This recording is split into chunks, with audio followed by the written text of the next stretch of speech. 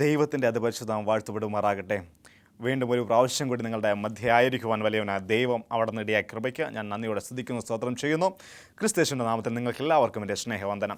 പ്രിയമുള്ള ദൈവമക്കളെ, നമ്മൾ ദൈവത്തിൻ്റെ അതിശയമായ കാര്യങ്ങളെക്കുറിച്ചാണ് പഠിച്ചുകൊണ്ടിരിക്കുന്നത്.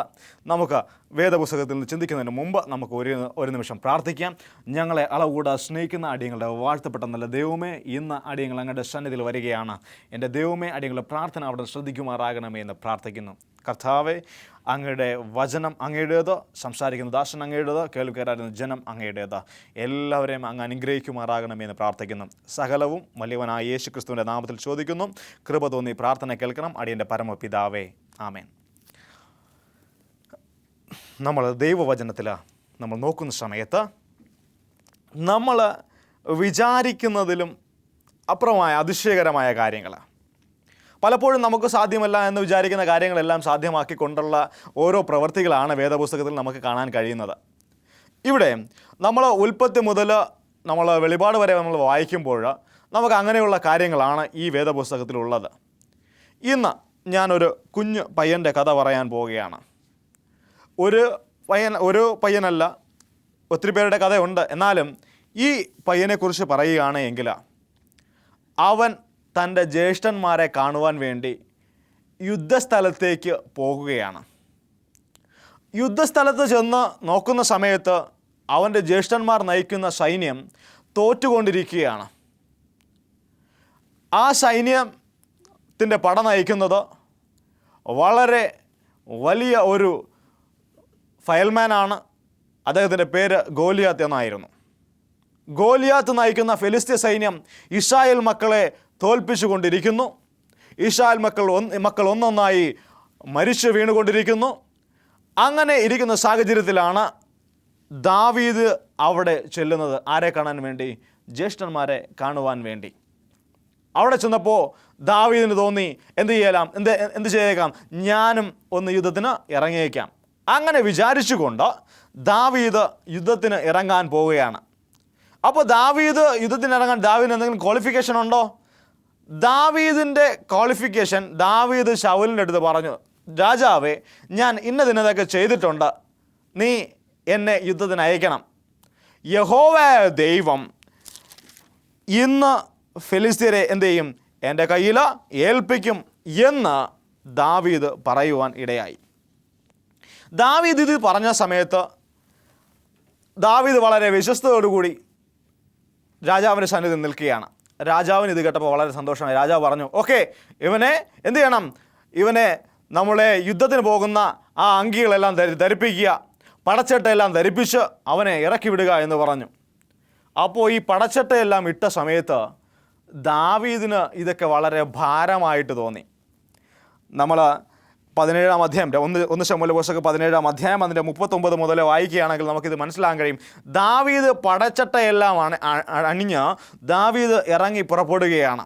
ഈ സമയത്ത് ദാവീദിന് ഇതെല്ലാം ഭാരമായി തോന്നിയത് കൊണ്ട് ദാവീദ് അഴിച്ച് ഒരു സൈഡിലേക്ക് മാറ്റിവെച്ചു, ഒരു വശത്തേക്ക് അവൻ മാറ്റിവെച്ചു. എന്നിട്ട് അവൻ പറഞ്ഞു, സാധാരണയായി ഞാൻ എന്ത് ചെയ്യും, അവൻ്റെ അടുത്ത് ചെല്ലും.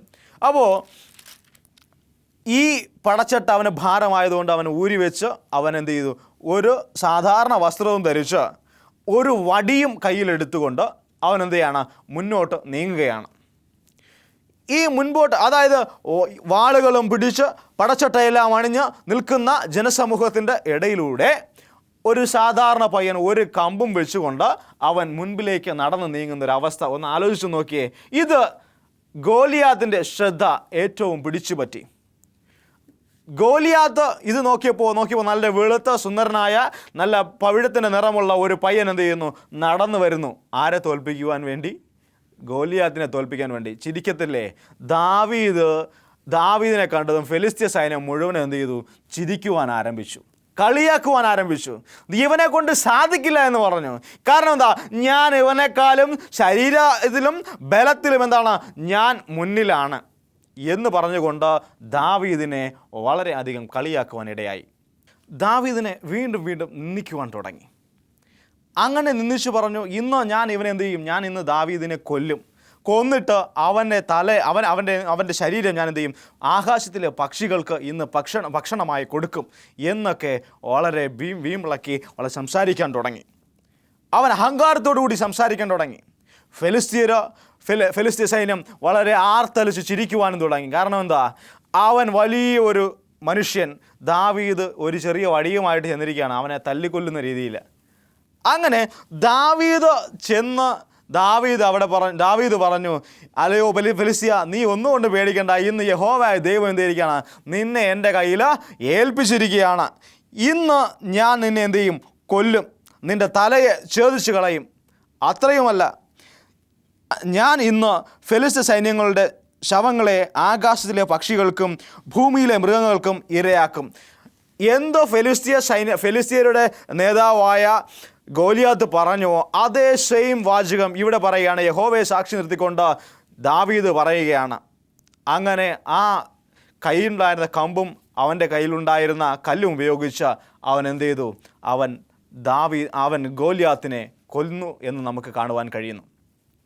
ഇവിടെ വേദപുസ്തകം നമ്മൾ വായിക്കുമ്പോൾ നമ്മുടെ മുൻപിൽ നിൽക്കുന്നത് എത്ര വലിയ സൈന്യമായിരുന്നാലും ശരി, എത്ര വലിയ ഒരു സൈന്യമായിരുന്നാലും ശരി തന്നെ, അതിനെ എല്ലാം തകർക്കുവാൻ ശക്തിയുള്ള ഒരു ദൈവത്തെയാണ് നമ്മൾ ആരാധിക്കുന്നത്. നമ്മൾ ആരാധിക്കുന്ന ദൈവത്തെ പൂർണ്ണ ഹൃദയത്തോടുകൂടി നമ്മൾ വിശ്വാസത്തോടുകൂടി അവൻ്റെ സന്നിധിയിൽ ചെല്ലുകയാണ് എങ്കിൽ നമുക്ക് എല്ലാത്തിനെയും സാധ്യമാക്കുവാൻ കഴിയും. ഇവിടെ ദാവീദ് ബാക്കിലോട്ട് മാറി നിന്നെങ്കിൽ, അയ്യോ ഇത് ഗോലിയാത്താണ്, അവൻ 10,000 കൊല്ലുന്ന ആളാണ്, അവൻ്റെ സന്നിധിയിൽ ഞാൻ ആരുമല്ല എന്ന് പറഞ്ഞുകൊണ്ട് മാറി നിന്നു എങ്കിൽ ദാവീദിന് അവനെ കൊല്ലുവാൻ പറ്റത്തില്ലായിരുന്നു. പക്ഷേ യഹോവയുടെ നാമത്തിൽ അവൻ മുൻപിലേക്ക് നീങ്ങിയപ്പോൾ അവന് പൂർണ്ണമായൊരു സമ്പൂർണ്ണ വിജയം ഉണ്ടായി. അതുകൊണ്ട് എത്ര വലിയ പ്രശ്നമാണ് നമ്മളെ ഫ്രണ്ടിൽ ഉണ്ടായിരുന്നാലും ശരി തന്നെ, നമ്മൾ എന്ത് ചെയ്യാൻ പാടില്ല, പേടിക്കുവാൻ പാടില്ല.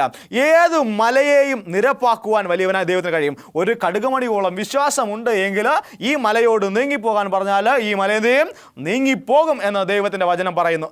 ഈ വചനം കേട്ട ഒരു കഥ നിങ്ങളോട് പറയാൻ ഞാൻ ആഗ്രഹിക്കുകയാണ്. ഈ വചനം ഇങ്ങനെ സംസാരിച്ചു കൊണ്ടിരുന്ന സമയത്ത് ഒരു കുഞ്ഞു പയ്യൻ ഇത് കേൾക്കുവാനിടയായി. അവൻ്റെ വീട്ടിൽ നിന്ന് അവൻ പള്ളിയിലേക്ക് വരുന്നത് എങ്ങനെയാണെന്ന് പറഞ്ഞാൽ, വലിയൊരു മല കയറിയാണ് അവൻ പള്ളിയിലേക്ക് വരുന്നത്. അപ്പോൾ അവൻ്റെ അമ്മയുടെ അടുത്ത് എന്നും പറയും, അമ്മേ ഞാൻ പള്ളിയിൽ പോകുന്നില്ല, കാരണം എന്താ, അവന് ഈ മല കടന്ന് പോകണം. പക്ഷെ അങ്ങനെ ഇരിക്കെ അവൻ ഈ വചനം കേൾക്കുവാനിടയായി. നിങ്ങൾക്ക് കടുകുമണിയോളം വിശ്വാസമുണ്ട് എങ്കിൽ ഈ മലയോട് നീങ്ങിപ്പോകാൻ പറഞ്ഞാൽ മല നീങ്ങിപ്പോകുമെന്നുള്ള ആ വാക്യം അവൻ കേൾക്കുവാനിടയായി.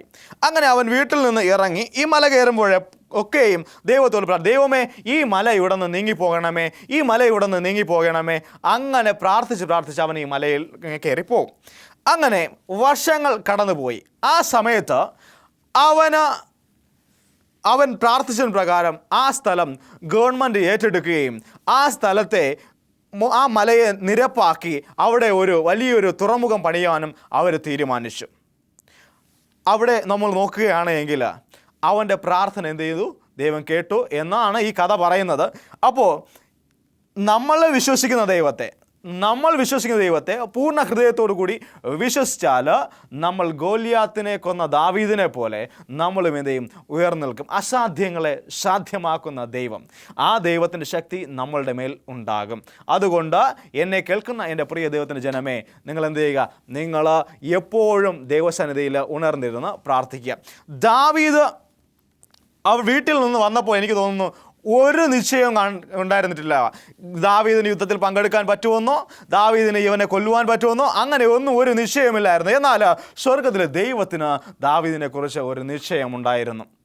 ദാവീദിനെ കുറിച്ച് ഒരു പദ്ധതി സ്വർഗത്തിൽ ദൈവത്തിനുണ്ട്. അതുപോലെ എന്നെയും നിങ്ങളെയും കുറിച്ച് വലിയവനായ ദൈവത്തിന് ഒരു പദ്ധതിയുണ്ട്. ആ പദ്ധതി പ്രകാരം നമ്മൾ മുന്നോട്ട് പോവുക. അത് നമ്മൾ അറിയണമെങ്കിൽ നമ്മൾ യഹോവയ്ക്ക് തക്കതായ സ്ഥാനം കൊടുക്കുക. അങ്ങനെ സ്ഥാനം കൊടുക്കുകയാണെങ്കിൽ നമ്മൾ വിജയം കൈവരിക്കുമെന്നുള്ള കാര്യത്തിൽ യാതൊരു സംശയവുമില്ല. വിശ്വാസത്തോടു കൂടി മുന്നോട്ട് പോവുക. വിശ്വാസം എന്നത് ആശിക്കുന്നതിൻ്റെ ഉറപ്പും കാണാത്ത കാര്യങ്ങളുടെ നിശ്ചയവുമാകുന്നു. നമ്മൾ കാണാത്ത കാര്യങ്ങളെയാണ് ദൈവം നമുക്ക് തരുന്നത്. നമ്മൾ അറിയാത്ത സത്യങ്ങളെ വെളിപ്പെടുത്തുന്ന ഒരു ദൈവത്തെയാണ് നമ്മൾ ആരാധിക്കുന്നത്. അതുകൊണ്ട് നമ്മളും ദാനിയേലിനെ പോലെ നമ്മൾ എന്ത് ചെയ്യണം? പ്രാർത്ഥിക്കണം. ദാനിയേൽ എന്താണ് ചെയ്തതെന്നറിയാമോ? ദാനിയേൽ എല്ലാ ദിവസവും അവൻ ചെയ്തു വന്ന പോലെ, അവനെ ശിക്ഷ വിധിക്കുന്നു എന്ന് അവൻ അറിഞ്ഞിട്ടും എല്ലാ ദിവസവും അവൻ ചെയ്തു തന്നതുപോലെ അവൻ തൻ്റെ കിളിവാതിലുകളെ യെരൂശലേമിലേക്ക് തുറന്നിട്ട് അവൻ എന്ത് ചെയ്തു? അവൻ പ്രാർത്ഥിക്കുവാനിടയായി. അവൻ പ്രാർത്ഥിച്ചതെന്നോ, ദൈവമേ എന്നെ കാര്യങ്ങളെല്ലാം നീ അറിയുന്നല്ലോ, എന്നെ നീ ഇവിടുന്ന് വിടുവിക്കുമാറാകണമേ എന്ന പ്രാർത്ഥന അവൻ പ്രാർത്ഥിച്ചു. അവൻ 3 നേരവും പ്രാർത്ഥിച്ചു. പ്രതിസന്ധികളുടെ ഇടയിലും അവൻ എന്ത് ചെയ്തു? 3 നേരം പ്രാർത്ഥിച്ചു. ദാനിയേൽ പ്രാർത്ഥിച്ചു. ദാവീദ് ഇവിടെ പ്രാർത്ഥിച്ചു. ദാവീദ് പറഞ്ഞു, ഇന്ന് യഹോവ ദൈവം എന്ത് ചെയ്യും? ഇന്ന് ഫെലിസ്ത്യനായ നിന്നെ എൻ്റെ കയ്യിലേക്ക് ഇന്ന് തരാൻ പോകുകയാണ്. ഇന്ന് യഹോവയാണ് എല്ലാം ചെയ്യുന്നത്, എല്ലാം പ്രവർത്തിക്കുന്നത്. ഞാൻ യഹോവയുടെ ഉപകരണമാണ്. നിങ്ങൾ യഹോവയുടെ ഉപകരണങ്ങളാവാൻ ശ്രമിക്കുക. സ്വർഗ്ഗത്തിലെ ദൈവത്തിൻ്റെ ഉപകരണമാകാൻ ശ്രമിക്കുക. അങ്ങനെയായിരുന്നാൽ ദൈവം നിങ്ങളെ ഉപയോഗിച്ച് വൻ കാര്യങ്ങളെയാണ് ചെയ്യാനിരിക്കുന്നത്. എൻ്റെ ദൈവം പറയുന്നു, അവൻ നിൻ്റെ ജീവിതത്തിൽ നിനക്ക് വൻ കാര്യങ്ങളെ ചെയ്തു തരും, നിനക്ക് വൻ കാര്യങ്ങൾ ചെയ്യും. നിങ്ങൾ എന്നെ വിളിച്ചപേക്ഷിക്കുക, ഞാൻ നിങ്ങൾക്ക് ഉത്തരമരളാം. നമ്മളെ വിളിച്ചപേക്ഷിക്കുന്നതിന് കുറവ് മാത്രമേ ഉള്ളൂ. നിങ്ങളുടെ പ്രശ്നങ്ങളുടെ നടുവിൽ ഇന്ന് സ്വർഗത്തിലെ ദൈവത്തിന് നിങ്ങളൊരു സ്ഥാനം കൊടുക്കുകയാണ് എങ്കിൽ ഇന്ന് ആ പ്രശ്നങ്ങളെല്ലാം നിങ്ങൾ എന്ത് ചെയ്യും? മാറ്റിത്തരും. എത്ര വലിയ പ്രശ്നമായിരുന്നാലും ശരി തന്നെ, എന്ത് തരം രോഗമായിരുന്നാലും ശരി തന്നെ, പരിഹാരം എൻ്റെ ദൈവത്തിൻ്റെ പക്കലുണ്ട്. സകല പ്രശ്നങ്ങളുടെ മേലും പരിഹാരം എൻ്റെ ദൈവത്തിൻ്റെ പക്കലുണ്ട്. ഇനി വേറൊരു കാര്യം പറയാനുള്ളതെന്ന് വെച്ചാൽ, ദാവീദ് ഗോലിയാത്തിനെ കൊല്ലുവാൻ വേണ്ടി മുന്നോട്ട് പോവുകയാണ്. അവൻ പറയുന്നു, എൻ്റെ കയ്യിൽ എന്താണ്? വലിയ കുന്തമുണ്ട്, വലിയ വാളുണ്ട് എന്നൊക്കെ പറഞ്ഞുകൊണ്ട് ഗോലിയാത്ത് നിൽക്കുകയാണ്. അപ്പോൾ ദാവീദ് പറയുന്നൊരു ഉത്തരമുണ്ട്, യുദ്ധം യഹോവയ്ക്കുള്ളത്, അവൻ നിങ്ങളുടെയും ഞങ്ങളുടെ കയ്യിൽ ഏൽപ്പിക്കും എന്ന് പറഞ്ഞു. ഫെലിസ്ത്യൻ ദാവീദിനെ വളരെ അധികം എന്ത് ചെയ്തു? കളിയാക്കി. അങ്ങനെ കളിയാക്കിക്കൊണ്ടിരിക്കുമ്പോൾ ദാവീദ് പറയുകയാണ്, നിൻ്റെ കയ്യിലുള്ള വാളോ കുന്തോ ഒന്നും കൊണ്ടല്ല ദൈവം ഇന്ന് പ്രവർത്തിക്കാൻ പോകുന്നത്. ഇന്ന് എൻ്റെ കയ്യിലുള്ള കല്ലും ഈ കവണയും കൊണ്ടാണ് ദൈവം ഇന്ന് എന്ത് ചെയ്യുന്നത്? പ്രവർത്തിക്കാൻ പോകുന്നത് എന്ന്. പലപ്പോഴും നമ്മൾ വിചാരിക്കും, പലയിടത്തും നമുക്ക് അനുഗ്രഹം ലഭിക്കുമെന്ന് പറഞ്ഞുകൊണ്ട് നമ്മൾ പോകും. ആ സമയങ്ങളെല്ലാം ദൈവം പറയുന്നത്, നിനക്ക് അവിടെയെങ്കിലല്ല, നീ ചോദിക്കുക, നിനക്ക് ഞാൻ എന്ത് ചെയ്യും? ഉത്തരം തരും. നമ്മൾ ചോദിക്കാത്തതിൻ്റെ കുറവ് മാത്രമാണ്. പലപ്പോഴും നമ്മൾ ചോദിക്കത്തില്ല. നമ്മൾ എന്ത് ചെയ്യും? നമ്മൾ വിചാരിക്കും, എൻ്റെ അപ്പൻ അല്ലെങ്കിൽ എൻ്റെ അമ്മ പ്രാർത്ഥിച്ചോട്ടെ, അല്ലെങ്കിൽ എൻ്റെ പാസ്റ്റർ പ്രാർത്ഥിച്ചോട്ടെ, എൻ്റെ പാസ്റ്റർ പ്രാർത്ഥിച്ചാൽ എനിക്ക് സൗഖ്യം ലഭിക്കും. നമ്മളുടെ ആവശ്യത്തിന് നമ്മൾ ചോദിച്ചില്ല എങ്കിൽ പിന്നെ വേറെ ആര് ചോദിച്ചിട്ട് എന്ത് കാര്യം? നമ്മൾ ആദ്യം വില്ലിങ് ആവണം. ഇവിടെ ദാവീദ് വില്ലിങ് ആയിരുന്നു, ദാവീദ് ഒരുക്കമുള്ളവനായിരുന്നു. ദാവീദ് ഗോലിയാത്തിനെ കൊല്ലുവാൻ ഒരുക്കമുള്ളവനായിരുന്നതുകൊണ്ട് ദൈവം അവന് ശക്തി കൊടുത്തു. ഇസ്രായേൽ മക്കളെ നയിക്കുവാൻ വേണ്ടി ദാവീദ് നല്ലൊരു രാജാവാണെന്ന് കണ്ടുകൊണ്ട് ശൗലിനെ മാറ്റി ദാവീദിനെ രാജാവാക്കി. അങ്ങനെ വളരെ തന്മയത്തോട് പ്രവർത്തിക്കുന്ന മക്കൾക്ക് ഒരു നാളും ഒരു കുറവും സംഭവിക്കത്തില്ല. എൻ്റെ ദൈവം അതിന് ഉദാഹരണമായി പറയുന്ന ഈ ക്യാരക്ടറുകളെ ഉപയോഗിച്ച് തന്നെ ഞാൻ പറയുകയാണ്, ദൈവ മക്കൾക്ക് ഒരു നാളും ഒരു കുറവും സംഭവിക്കത്തില്ല. അതുകൊണ്ട് ദൈവത്തെ അറിഞ്ഞ് ജീവിക്കുക. ദൈവത്തിന് പകരം കൊടുക്കേണ്ട, അതായത് ദൈവത്തിന് നിങ്ങൾ കൊടുക്കേണ്ട സ്തുതിയും സ്തോത്രമെല്ലാം കൊടുക്കുക. അങ്ങനെ കൊടുത്തുകൊണ്ട് ജീവിക്കുകയാണ് എങ്കിൽ അനുഗ്രഹങ്ങളെ പ്രാപിക്കുവാൻ നിങ്ങൾക്ക് കഴിയും. വേദപുസ്തകം പറയുന്നു, നിങ്ങൾ അങ്ങും ഇങ്ങും അനുഗ്രഹത്തിന് വേണ്ടി പോകണ്ട, നിങ്ങളുടെ കയ്യിൽ തന്നെ എന്താണ്? അനുഗ്രഹമുണ്ട്. നിങ്ങൾ വിളിച്ചപേക്ഷിക്കുക, ദൈവം നിങ്ങൾക്ക് ഉത്തരം തരും. നിങ്ങൾക്ക് ദൈവം തന്നിരിക്കുന്ന ഇത്ര അറിവുകളൊക്കെ കാരണം എന്തുവാ? നിങ്ങൾ ഇത്രയും പഠിച്ചു, നിങ്ങൾ ഇത്രയ്ക്ക് വലിയൊരു പൊസിഷനിലിരിക്കുന്നു, എന്നിട്ട് നിങ്ങൾക്ക് സമാധാനം ലഭിക്കുന്നതിൻ്റെ കാരണം എന്താ? നിങ്ങൾ ദൈവത്തിനോട് പ്രാർത്ഥിക്കുന്നില്ല, നിങ്ങൾ ദൈവവുമായിട്ട് ആ ഒരു ബന്ധം വരുന്നില്ല. സമയം നമ്മൾ പലതിനും കണ്ടെത്താറുണ്ട്, എന്നാൽ പ്രാർത്ഥനയ്ക്ക് വേണ്ടി എത്ര സമയം നമ്മൾ ചിലവഴിക്കുന്നു? നമ്മൾ ദൈവകാര്യങ്ങൾക്ക് വേണ്ടി എത്ര സമയം ചിലവഴിക്കുന്നു? നിങ്ങൾ 24 മണിക്കൂറുള്ളൊരു ക്ലോക്ക് എടുത്ത് നോക്കിയിട്ട് നിങ്ങളുടെ ഉറക്ക സമയം, നിങ്ങളുടെ ജോലി ചെയ്യുന്ന സമയം, നിങ്ങൾ ചുമ്മാ ഇരിക്കുന്ന സമയം, അങ്ങനെ വെറുതെ ഇരിക്കുന്ന സമയങ്ങളെല്ലാം നിങ്ങളിങ്ങനെ എന്ത് ചെയ്യുക? നിങ്ങൾ എഴുതി നോക്കുക. എന്നിട്ട് നിങ്ങൾ പ്രാർത്ഥിക്കുന്ന സമയം നോക്കുക. എത്ര സമയമാണ് നമ്മൾ പ്രാർത്ഥനയ്ക്ക് വേണ്ടി ചിലവഴിക്കുന്നത്? ഈ 24 മണിക്കൂറിൽ നമ്മൾ എത്ര സമയം പ്രാർത്ഥനയ്ക്ക് വേണ്ടി ചിലവഴിക്കുന്നു? നമ്മുടെ ദൈവവുമായിട്ട് നമ്മൾ ചിലവഴിക്കുന്നു. അങ്ങനെ നിങ്ങൾ നോക്കുമ്പോൾ വളരെ തുച്ഛമായ സമയം മാത്രമാണ് നിങ്ങൾ പ്രാർത്ഥനയിൽ ചിലവഴിക്കുന്നത് നമുക്ക് കാണുവാൻ കഴിയും. അതുകൊണ്ട് അതൊന്നും പോരാ. എൻ്റെ പ്രിയമുള്ള ദൈവമക്കളെ, ദൈവത്തിൻ്റെ വചനം പറയുന്നു, ഇടപെടാതെ പ്രാർത്ഥിപ്പിൻ, എല്ലാറ്റിനും എന്ത് ചെയ്യുക? സ്തോത്രം ചെയ്യുക. 1 തെസ്സലോനിക്കർ 5-ാം അധ്യായം അതിൻ്റെ 15-16 വാക്യങ്ങൾ പറയുന്നു, ഇടപെടാതെ പ്രാർത്ഥിപ്പിൻ, എല്ലാറ്റിനും എന്ത് ചെയ്യുക? സ്തോത്രം ചെയ്യുക. നമ്മൾ ഇടപെടാതെ എന്ത് ചെയ്യണം? പ്രാർത്ഥിക്കണം. എല്ലാറ്റിനും എന്ത് ചെയ്യാം? സ്തോത്രം ചെയ്യണം. നമ്മുടെ സന്തോഷത്തിനും നമ്മുടെ ദുഃഖത്തിനും നമ്മുടെ സങ്കടത്തിനും എല്ലാത്തിനും, നമ്മുടെ എല്ലാ പ്രശ്നങ്ങൾക്കും നമ്മൾ എന്ത് ചെയ്യുക? സ്തോത്രം ചെയ്യുക. ദൈവമേ, അങ്ങയുടെ അറിവ് കൂടാതെ ഒന്നും എൻ്റെ ജീവിതത്തിൽ സംഭവിക്കത്തില്ല. ദൈവമേ, നീ അവിടെ നിന്ന് എല്ലാം സാധ്യം സാധ്യമാക്കുന്ന കൃപയ്ക്ക് നന്ദിയോടെ സ്തുതിക്കുന്നു, സ്തോത്രം ചെയ്യുന്നു. അസാധ്യങ്ങളെ സാധ്യമാക്കുന്ന ദൈവം ചെറിയ ഒരു പയ്യനെ കൊണ്ടോ ഒരു വലിയൊരു സമൂഹത്തിനെ എന്ത് ചെയ്തു? ദൈവം അവിടെ ഉപയോഗിച്ചു, ദൈവം അവിടെ വിടുവിച്ചു. വലിയൊരു സമൂഹത്തെ, ഇസ്രായേൽ മക്കളെ, ദൈവത്തിൻ്റെ ജനത്തെ ദൈവം എന്ത് ചെയ്തു? ഒരു കുഞ്ഞു പയ്യനെ ഉപയോഗിച്ച് ദൈവം അവിടെ അവരെ വിടുവിക്കുകയാണ്. അതുകൊണ്ട് ആരും നിസ്സാരരെന്ന് കരുതരുത്. നിങ്ങൾ വിശ്വസിച്ചുകൊണ്ട് പ്രാർത്ഥിക്കുമ്പോൾ നിങ്ങളുടെ കയ്യിൽ തന്നെ ദൈവം അനുഗ്രഹം തരും. ഞാനൊരു പാപിയാണ്, ഞാൻ പ്രാർത്ഥിച്ച് ശരിയാവത്തില്ല എന്നൊന്നും നിങ്ങൾ വിചാരിക്കേണ്ട കാര്യമില്ല. നിങ്ങൾ വിചാരിക്കേണ്ടത് എന്നെക്കൊണ്ട് സാധ്യമാക്കും. എൻ്റെ ദൈവം എനിക്കതിന് കഴിവ് തന്നിട്ടുണ്ട്. പലപ്പോഴും മറ്റുള്ളവരുടെ അടുത്ത് വേദപുസ്തകത്തിൽ നിന്ന് സംസാരിക്കുവാൻ നിങ്ങൾക്ക് അറപ്പ് തോന്നും, നിങ്ങൾക്ക് മടുപ്പ് തോന്നും. കാരണം എന്താ? ഞാൻ സംസാരിച്ചാൽ ശരിയാവുമോ? എൻ്റെ നാവ് എങ്ങനെ ഉള്ള നാവായിരിക്കുമോ? ഞാൻ സംസാരിക്കുന്ന വാക്കുകളെല്ലാം വരുമോ? അങ്ങനെയൊക്കെ നിങ്ങൾ വിചാരിക്കും. എന്നാൽ അങ്ങനെയൊന്നും പേടിക്കേണ്ട കാര്യമില്ല. നിങ്ങളെ ദൈവം എടുത്ത് ഉപയോഗിക്കും. വിക്കനായ മോശയെ എടുത്ത് ഉപയോഗിച്ച ദൈവം ഇന്നും ശക്തനാണ്. നിങ്ങളെപ്പോലുള്ള ആൾക്കാരെ ദൈവവചന ഘോഷണത്തിന് വേണ്ടി ദൈവം എടുത്ത് ഉപയോഗിക്കുക തന്നെ ചെയ്യും. അതുകൊണ്ട് അതിനുവേണ്ടി ഒരുങ്ങിയിരിക്കുക, പ്രാർത്ഥനയോടുകൂടിയായിരിക്കുക. ഇവിടെ ദാവീദിൻ്റെ ജീവിതത്തിൽ നമ്മൾ വീണ്ടും നോക്കുന്ന സമയത്ത് ദാവീദ് അനേകം കാര്യങ്ങളൊക്കെ ചെയ്യുന്നുണ്ട്. നമ്മളിപ്പോഴും വായിക്കുന്നത് ദാവീദിൻ്റെ സങ്കീർത്തനങ്ങളാണ്. ദാവീദിൻ്റെ ജീവിതത്തിൽ ദൈവം അനുഗ്രഹത്തോടു കൂടി നൽകിയ കാര്യങ്ങളെക്കുറിച്ച് ദാവീദ് സങ്കീർത്തനങ്ങളിൽ എഴുതിയിട്ടുണ്ട്. ആ സങ്കീർത്തനങ്ങളൊക്കെ വായിക്കുന്ന സമയത്ത് നമ്മുടെ മനസ്സിൽ എന്താണ്? ഒരു വലിയൊരു കുളിർ കോരിയിട്ടതുപോലെയാണ്. നമ്മുടെ മനസ്സിൽ വലിയ അനുഗ്രഹങ്ങളാണ്. സങ്കീർത്തനങ്ങളെന്ന് പറയുന്നത് അലുവ പോലെയാണ്. നമ്മളത് വായിക്കുന്ന സമയത്ത് നമ്മളത് നല്ലവണ്ണം എൻജോയ് ചെയ്യും, നമ്മൾ നല്ലവണ്ണം ഒന്ന് സന്തോഷിക്കും. കാരണം സകല ദുഃഖങ്ങളുടെയും പരിഹാരം നിൽക്കുന്നത് സങ്കീർത്തനങ്ങൾ വായിക്കുമ്പോൾ എത്ര വലിയ പ്രശ്നമുള്ളവരായിരുന്നാലും സങ്കീർത്തനം വായിക്കുമ്പോൾ മനസ്സൊന്ന് അലിയും. കാരണം എന്താ? ഞാൻ നിൻ്റെ കൂടെയുണ്ട്, ഞാൻ നിന്നെ വഴി നടത്തുന്ന ദൈവമാണ്, നിൻ്റെ കാൽ കല്ലിൽ തെറ്റി പോകാതിരിക്കാൻ ഞാൻ നിന്നെ കൈകളിൽ വഹിച്ചുകൊള്ളും, സിംഹത്തിന്മേലും അണലിമേലും നീ ചവിട്ടും, ബാലസിംഹത്തിൻ പേരും അവനെ മെതിച്ചു കളയും എന്നുള്ള വചനങ്ങളെല്ലാം നമ്മളെ കൂടെ ഇരുന്ന് ആശ്വസിപ്പിക്കുന്ന വചനങ്ങളാണ്. യഹോവ എൻ്റെ ഇടയനാകുന്നു, എനിക്ക് മുട്ടുണ്ടാകില്ല. യഹോവ നമ്മുടെ ഇടയനാകണം, എങ്കിൽ എന്ത് ചെയ്യില്ല? നമുക്ക് മുട്ടുണ്ടാകുകയില്ല. ഞാൻ എൻ്റെ കണ്ണ് പർവ്വതങ്ങളിലേക്ക് ഉയർത്തുന്നു, എനിക്ക് സഹായം ഇവിടെ നിന്ന് വരും. എൻ്റെ സഹായം ആകാശത്തെയും ഭൂമി ഉണ്ടാക്കിയ യഹോവയെങ്കിൽ നിന്ന് വരുന്നു. എൻ്റെ സഹായം എന്ന് പറയുന്നത് യഹോവയുടെ സന്നിധിയിൽ നിന്നാണ് വരുന്നത്. ഞാൻ അതുകൊണ്ട് എന്ത് ചെയ്യുക? യഹോവയിൽ സന്തോഷിക്കുക, യഹോവയെ ആരാധിക്കുക. അങ്ങനെ ദാവീദ് വളരെ മനോഹരമായ രീതിയിൽ ദൈവം ദാവീദിനെ എടുത്ത് ഉപയോഗിച്ചു. ഇനി അടുത്ത് ദാവീദ് ഈ ജോലിയിലേക്ക്, അതായത് ഈ ഫെലിസ്ത്യനെ കൊല്ലുവാൻ വേണ്ടി ക്വാളിഫൈഡ് ആയ ഒരു കാര്യം കൂടെ ഉണ്ട്. കാരണം എന്താ? ദാവീദ് എന്തിനെയൊക്കെ കൊന്നിട്ടുണ്ടെന്ന് ശൗൽ രാജാവിനോട് പറയാനിടയായി. ശൗൽ രാജാവിനെ പറഞ്ഞതാണ്, രാജാവേ, ഞാൻ ഒരു സിംഹത്തെയും കൊന്നിട്ടുണ്ട്, ഒരു കരടിയെയും കൊന്നിട്ടുണ്ട്. പലപ്പോഴും പല പട്ടാളക്കാരും പറയാറുണ്ട്, ഞാനിങ്ങനെ ഡെറാഡൂണിലായിരുന്ന സമയത്ത് ഞാനൊരു തോക്കുമായിട്ട് നിൽക്കുന്ന സമയത്ത് ഒരു സിംഹം എൻ്റെ നേരെ ചാടി വന്നു, ഞാൻ അതിനെന്ത് ചെയ്തു?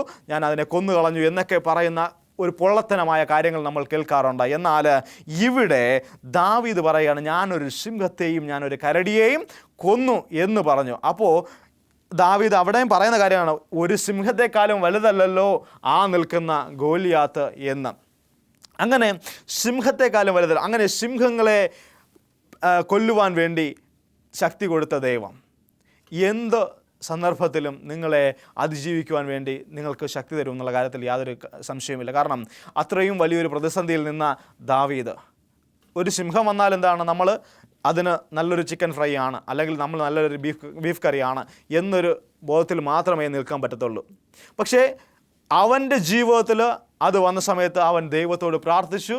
അവന് അതിനെ തരണം ചെയ്ത് അതിനെ കൊന്ന് അവൻ മുന്നേറാൻ വേണ്ടി ഉള്ള സാഹചര്യം യഹോവയെ ദൈവം ഒരുക്കി. അതുകൊണ്ട് പൂർണ്ണമായിട്ടും യഹോവയെ ദൈവത്തിൽ ആശ്രയിച്ചുകൊണ്ട് മുന്നോട്ട് പോവുക. നിങ്ങളെ ഓരോരുത്തരെയും ദൈവം അനുഗ്രഹിക്കും. ദൈവത്തിൻ്റെ അനുഗ്രഹം എന്ന് പറയുന്നത് അത് ഒരു ലിമിറ്റല്ല, അത് എല്ലാവർക്കും അങ്ങ് കൊടുത്തിരിക്കുക, എല്ലാവർക്കും തന്നിരിക്കുക. അത് അനുഭവിക്കുവാനുള്ള യോഗമുള്ളവർ അത് അനുഭവിക്കും. അത് അനുഭവിക്കണമെങ്കിൽ എന്ത് ചെയ്യണം? നമ്മൾ പൂർണ്ണമായിട്ടും അവൻ്റെ സന്നിധിയിൽ വരണം. എന്നെ കേൾക്കുന്ന എൻ്റെ പ്രിയ ദൈവത്തിൻ്റെ ജനമേ, ഇന്ന് ഒരു തീരുമാനമെടുക്കുക. എന്തായിരിക്കണം എൻ്റെ ജീവിതത്തിൽ ഞാൻ എടുക്കേണ്ട തീരുമാനം? ദൈവമേ, അങ്ങ് വഴികാട്ടി തരുമാറാകണമേ. നിങ്ങൾ ഒരു പക്ഷേ പഠിച്ച് ജോലിക്ക് വേണ്ടി കാത്തിരിക്കുന്ന ഒരു വ്യക്തിയായിരിക്കും. പ്രാർത്ഥിക്കുക, ദൈവമേ, എനിക്ക് തക്കതായൊരു ജോലി അങ്ങ് കണ്ടെത്തി തരുമാറാകണമേ. ദൈവമേ, എൻ്റെ രോഗങ്ങൾക്ക് അങ്ങ് പരിഹാരം തരുമാറാകണമേ, എൻ്റെ പ്രശ്നങ്ങൾക്ക് അങ്ങ് പരിഹാരം തരുമാറാകണമേ എന്ന് നിങ്ങൾ ഇന്ന് പറയുകയാണ് എങ്കിൽ സ്വർഗത്തിലെ ദൈവം അത് കേട്ട ഇന്ന് നിങ്ങൾക്ക് ഉത്തരം തരുവാൻ പോവുകയാണ്. ഒന്നുമില്ലായിരുന്ന ദാവീദിനെ ഗോലിയാത്തിനെ കൊല്ലുന്ന അവനാക്കി ഇസ്രായേൽ മക്കളുടെ രാജാവ് ആക്കി തീർത്തു. ആ ഒരു ദൈവത്തെയാണ് നിങ്ങൾ ആരാധിക്കുന്നത്. വലിയ സന്ദർഭങ്ങളിൽ വലിയ പ്രതിസന്ധികൾ നമ്മുടെ മുന്നിൽ വരുമ്പോൾ ഒന്നുകൊണ്ട് നിങ്ങൾ ഭയപ്പെടേണ്ട കാര്യമില്ല, ഒന്നുകൊണ്ട് നിങ്ങൾ പേടിക്കേണ്ട കാര്യമില്ല. സന്തോഷത്തോടു കൂടി നിങ്ങൾ എന്ത് ചെയ്യുക? ജയഘോഷത്തോടു കൂടി യഹോവയുടെ സന്നിധിയിലേക്ക് ചെല്ലുക. എൻ്റെ സ്വർഗത്തിലെ ദൈവം സകലതും നിങ്ങൾക്ക് സാധ്യമാക്കി തരും. കാൽവറിയിൽ നമുക്ക് വേണ്ടി മരിച്ച യേശു ക്രിസ്തു നമ്മുടെ കൂടെയുണ്ട്. അവൻ പരിശുദ്ധാത്മാവ് നമ്മുടെ കൂടെയുണ്ട്. അതുകൊണ്ട് നമ്മുടെ കാര്യങ്ങളെല്ലാം നടക്കും. ഒരു പക്ഷേ നിങ്ങൾ തെറ്റായ രീതിയിൽ നടക്കുന്നൊരു വ്യക്തിയായിരിക്കാം. എന്താണെന്ന് എനിക്കറിയത്തില്ല. കാരണം എന്നാൽ സ്വർഗത്തിലെ ദൈവത്തിന് എല്ലാം അറിയാം. ഇന്ന് മാനസാന്തരപ്പെട്ട് നീ യഹോവയോട് ചേരുകയാണ് എങ്കിൽ യഹോവയായ ദൈവം നിങ്ങളെ അനുഗ്രഹിക്കുമെന്നുള്ള കാര്യത്തിൽ യാതൊരു സംശയമില്ല. മാനസാന്തരം എന്നത് നമ്മൾ മിറാക്കിൾ എന്നൊക്കെ കേട്ടിട്ടുണ്ട്. മിറാക്കിൾ എന്ന് പറഞ്ഞാൽ അതിശയം, അത്ഭുതങ്ങൾ, അവിടെ കണ്ണ് കണ്ടിടാത്തവർക്ക് സൗഖ്യമുണ്ടായി എന്നൊക്കെ നമ്മൾ കേട്ടിട്ടുണ്ട്. ആ കേൾക്കുന്ന സമയങ്ങളിലെല്ലാം നമ്മൾ വിചാരിക്കും, അയ്യോ അവിടെ വലിയ അതിശയമുണ്ടായല്ലോ, അത്ഭുതമുണ്ടായോ എന്ന്. എന്നാൽ സ്വർഗം സന്തോഷിക്കുന്ന അത്ഭുതം എന്ന് പറഞ്ഞാൽ ഒരു പാപി ദൈവത്തിൻ്റെ സന്നിധിയിൽ വരുമ്പോൾ ആണ് സ്വർഗം സന്തോഷിക്കുന്നത്. ഒരു പാപി ദൈവസന്നിധിയിൽ വരുമ്പോഴാണ് സ്വർഗം സന്തോഷിക്കുന്നത്. അതുകൊണ്ട് ആ സന്തോഷം നിങ്ങളിലൂടെ കൊടുക്കുവാൻ നിങ്ങൾ ഇന്ന് ഒരുക്കമുള്ളവരായിരിക്കുക. ദൈവം നിങ്ങളെ അനുഗ്രഹിക്കുന്ന ഓരോ വിധത്തിനുമായിട്ട് ദൈവത്തിനോട് നന്ദി പറയുക. ദൈവമേ, എൻ്റെ പ്രശ്നങ്ങൾ അങ്ങ് പരിഹാരം തരുമാറാകണമേ, എൻ്റെ രോഗങ്ങൾക്ക് അങ്ങ് സൗഖ്യം തരുമാറാകണമേ, എന്നെ കർത്താവെ ഇന്ന് എടുത്ത് ഉപയോഗിക്കുമാറാകണമേ, ഇന്നത്തെ ദിവസം കർത്താവെ എനിക്ക് അനുഗ്രഹമുള്ള ദിവസമായിരിക്കാൻ സഹായിക്കുമാറാകണമേ എന്നൊക്കെ നിങ്ങൾ ദൈവത്തോട് പ്രാർത്ഥിക്കുക. എൻ്റെ ദൈവം സകല പ്രാർത്ഥനകളെയും കേട്ട് സകലത്തിനും ഉത്തരം തരുന്ന ദൈവമാണ്. ഒന്നുമില്ലായ്മയിലിരുന്ന ദാവീദിനെ അവനെ രാജാവാക്കിയെങ്കിൽ ഇന്ന് ഒന്നുമില്ലായ്മയിലിരിക്കുന്ന നിങ്ങളെ ഈ ദൈവം നിങ്ങളെ എടുത്ത് ഉയർത്തുക തന്നെ ചെയ്യും. ഒരു കാലത്തും നിങ്ങൾ വിചാരിക്കരുത് ഈ ലോകം തരുന്ന സുഖമല്ല എൻ്റെ ദൈവം തരുന്നത്. എൻ്റെ ദൈവം തരുന്ന സുഖമെന്ന് പറയുന്നത് അത് നിത്യകാലത്തോളം നിൻ്റെ കൂടെ ഇരിക്കുന്ന സുഖമാണ്. അതുകൊണ്ട് ഉണർന്നിരുന്ന് പ്രാർത്ഥിക്കുക. നമുക്ക് ഓരോരുത്തർക്കും ദൈവസന്നിധിയിൽ ചേർന്നിരുന്നു കൊണ്ട് നമുക്ക് പ്രാർത്ഥിക്കുവാൻ തുടങ്ങാം. കാരണം എന്താണെന്ന് വെച്ചാൽ ഞാൻ അനുഭവിച്ച അല്ലെങ്കിൽ ഞങ്ങൾ അനുഭവിക്കുന്ന ആ വലിയ സന്തോഷം നിങ്ങളും അനുഭവിക്കണം എന്നുള്ളൊരു ബോധം ഉള്ളതുകൊണ്ടാണ് ഞങ്ങൾ നിങ്ങളോട് ഇത്രയും അധികമായി സംസാരിക്കുന്നത്. അതുകൊണ്ട് എന്നെ കേൾക്കുന്ന പ്രിയ ദൈവത്തിൻ്റെ ജനമേ, ഇന്ന് നമ്മൾ ഒരുമിച്ച് ദൈവസന്നിധിയിൽ പ്രാർത്ഥിക്കാൻ പോവുകയാണ്. സ്വർഗത്തിൽ അധിവസിക്കുന്ന ഞങ്ങളുടെ വാഴ്ത്തപ്പെട്ട നല്ല ദൈവമേ, അവിടുന്ന് ഞങ്ങളെ അനുഗ്രഹിക്കുമാറാകണമേ എന്ന് പ്രാർത്ഥിക്കുന്നു. കർത്താവെ, ഞങ്ങളുടെ ഈ സ്ക്രീനിന് മുൻപിൽ ഇരിക്കുന്ന പ്രിയ സഹോദരനെ, പ്രിയ സഹോദരിയെ, പ്രിയ കുഞ്ഞിനെ, പ്രിയ പൈതലിനെ, പ്രിയ മാതാവിനെ, പ്രിയ പിതാവിനെ എല്ലാവരെയും അങ്ങ് അനുഗ്രഹിക്കുമാറാകണമേ എന്ന് പ്രാർത്ഥിക്കുന്നു. അവരുടെ ആവശ്യം എന്ത് എന്ന് കർത്താവെ അടിയൻ അറിയുന്നില്ല, എന്നാൽ സ്വർഗത്തിലെ ദൈവം അറിയുന്ന കൃപയ്ക്ക് നന്ദിയോടെ സ്തുതിക്കുന്നു, സ്തോത്രം ചെയ്യുന്നു. ഞങ്ങളെ ഓരോരുത്തരെയും അങ്ങ് അനുഗ്രഹിക്കുമാറാകണമേ, സകലവും നന്മയ്ക്ക് വരുവാൻ ഇടയാക്കുമാറാകണമേ. സകലതും വലിയവനായ യേശു ക്രിസ്തുവിൻ്റെ നാമത്തിൽ ചോദിക്കുന്നു, കൃപ തോന്നി പ്രാർത്ഥനകൾക്ക് വേണ്ടി പരമപിതാവേ, ആമേൻ.